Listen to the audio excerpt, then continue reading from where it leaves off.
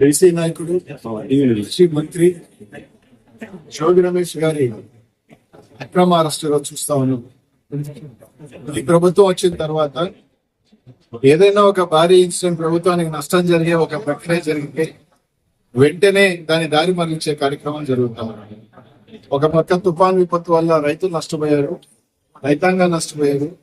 ఇవన్నీ తర్వాత కాశీబుక్ ఇన్సిడెంట్ నిన్న 10 మంది చనిపోయారు. దాన్ని రూపు మార్చేదానికి జోగి రమేష్ గారిని అరెస్ట్ చేస్తున్నారు. అసలు ఈ కేసుకి సంబంధించిన నిందితులు ఎవరు? మీ పార్టీకి సంబంధించిన పోటీ చేసిన వ్యక్తులు. కనీసం వాళ్ళని అరెస్ట్ చేశారు ఈ రోజు దాకా? లేదు. వాళ్ళని ఎవరిని ఈ రోజు దాకా అరెస్ట్ చేశారు?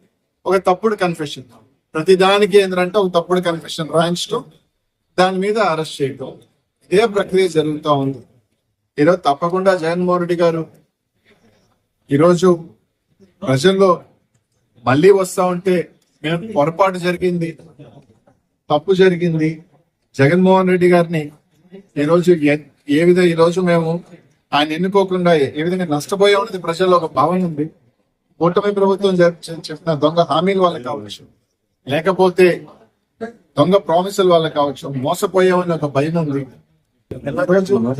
వచ్చేదానికి ఈరోజు ఎన్ని చేసేదానికి ఒక అరెస్టు తీసుకురావటం. ఈరోజు ఆయన జోగి రమేష్ గారు చెప్తున్నారు, మీరు సిబిఐ ఏంటి, నా ప్రమేయం ఉంటే అరెస్ట్ చేయండి చెప్తాను. నిజంగా మీకు చిత్తశుద్ధి ఉంటే తప్పకుండా సిబిఐకి ఇవ్వండి. దొంగ లిక్కర్ మీద కోట్ల రూపాయలు ఏ విధంగా దోపిడీ జరిగిందో సిబిఐకి ఇవ్వండి. సిబిఐకి ఇచ్చి ఖచ్చితంగా నిజ నిజాలు వస్తాయి. అలా కాకుండా ఈరోజు కాశీబుగ్గులో జరిగిన ఇన్సిడెంట్ 90 సంవత్సరాల ఒక వ్యక్తిని తీసుకొచ్చి ఆయన మీద కేసు కట్టారు. అదే విధంగా ఎందుకు తిరుమలలో దేవస్థానాల్లో తొక్కిసలాట జరిగినప్పుడు ఆ ధర్మకర్త మీద లేకపోతే చైర్మన్ మీద ఎందుకు పెట్టలేదు? సింహాచలంలో జరిగినప్పుడు మాత్రం అక్కడ ఎందుకు పెట్టలేదు? అంటే మీ పెద్దోళ్ళకు ఒక న్యాయం, సామాన్యుడు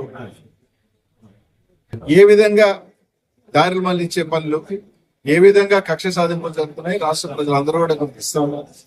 ఖచ్చితంగా మీరు ఎంత ఈ విధంగా పోతే తప్పకుండా వైఎస్ఆర్సీపీ కార్యకర్తలు ప్రజలు అందరూ కూడా ఒకటే సమయం వస్తుంది. తప్పకుండా టైం అయితే ఉంది 3.5 సంవత్సరం, కానీ ఖచ్చితంగా రానున్న రోజుల్లో ఆ తగిన మూల్యం చెల్లించుకుంటారు. ఎవరు కూడా దీనికి అతిథులేం కాదు. తప్పకుండా మీరు చేసిన పనులన్నీ కూడా తప్పకుండా బంతికి గోడ కొట్టినట్టే వెనక్కి వస్తాయి తప్ప ఏమి కావని చెప్పి తెలియజేస్తారు.